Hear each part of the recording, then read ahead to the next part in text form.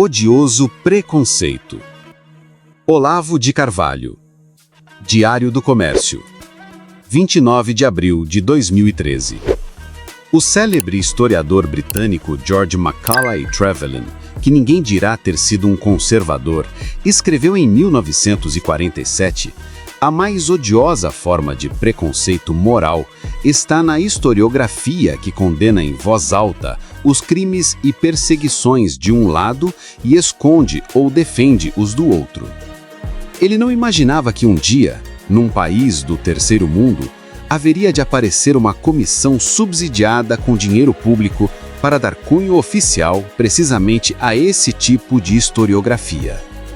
Talvez imaginasse que semelhante aberração somente poderia existir nas ditaduras comunistas, onde a mentira histórica, imposta à população interna para fins de controle social e distribuída no restante do mundo como arma de guerra psicológica, era a norma em lugar da exceção.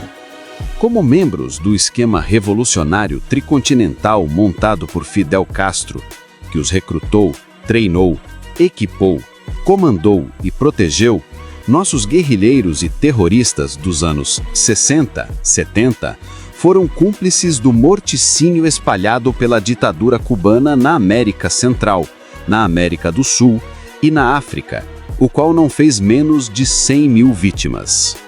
Pelos critérios do julgamento de Nuremberg, José Dirceu, Dilma Rousseff, José Genuíno e Tutti Quanti têm muito mais crimes pelos quais responder do que 100 e poucos assassinatos praticados no Brasil, que são o máximo que a mídia paternal lhes atribui, desculpando-os, aliás, implícita ou explicitamente, como reação ao golpe de 1964, embora as guerrilhas já tivessem começado em 1962.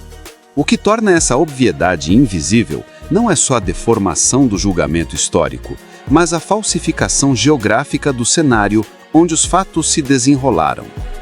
Quando falam da violência militar, jornalistas e historiadores universitários jamais se esquecem de inseri-la no quadro internacional, descrevendo-a como manifestação local da articulação anticomunista montada entre vários governos do continente com apoio dos Estados Unidos. Nessa perspectiva, nossos militares aparecem como cúmplices de todos os crimes praticados contra os comunistas em escala continental. Já as guerrilhas são invariavelmente mostradas como fenômeno apenas local, sem conexão internacional significativa, nem, portanto, culpa nenhuma pelas misérias que o governo cubano andava aprontando em 3 continentes.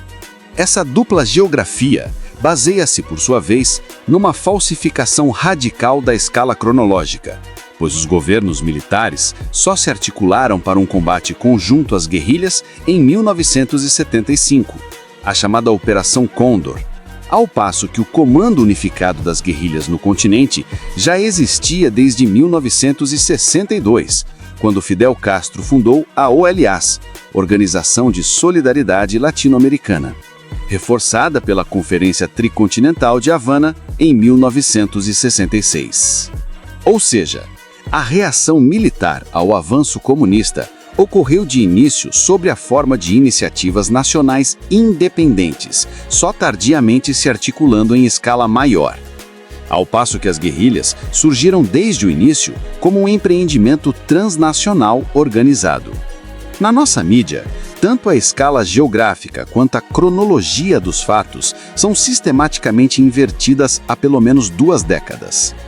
Acrescente-se a isso que, à margem dos grandes jornais, uma operação gigantesca de desinformação a respeito se desenvolve em livros escolares, programas de TV e sites da internet, a começar pela maldita Wikipédia, concebida precisamente para ser levada a sério só por meninos de ginásio, onde o início da Operação Condor aparece removido para datas anteriores, às vezes até para os tempos de João Goulart na presidência, levando a falsificação ao extremo da mitologia propagandiástica mais torpe e descarada. Produzido com entusiasmo feroz e renitente por uma militância multitudinária, o volume desse material já ultrapassou de há muito pela quantidade inabarcável, qualquer possibilidade de contestação racional. O advento da Comissão da Verdade foi preparado com bastante antecedência pela intoxicação goebbelsiana da opinião pública. Se você estranha o descaramento com que os apóstolos do mundo melhor mentem, trapaceiam, metem a mão no bolso dos outros e ainda se acham as encarnações supremas da virtude, fique sabendo que isso não é nenhum desvio, nenhuma perversão do espírito revolucionário. É o próprio espírito revolucionário. Eis como Hippolyte Taine, o grande historiador da Revolução Francesa, em 1875, descrevia a mente dos jacobinos. Segundo o jacobino, a coisa pública é dele, e aos seus olhos, a coisa pública abrange todas as coisas privadas, corpos e bens, almas e consciências. Assim, tudo lhe pertence. Pelo simples fato de ser jacobino, ele se acha legitimamente tsar e papa.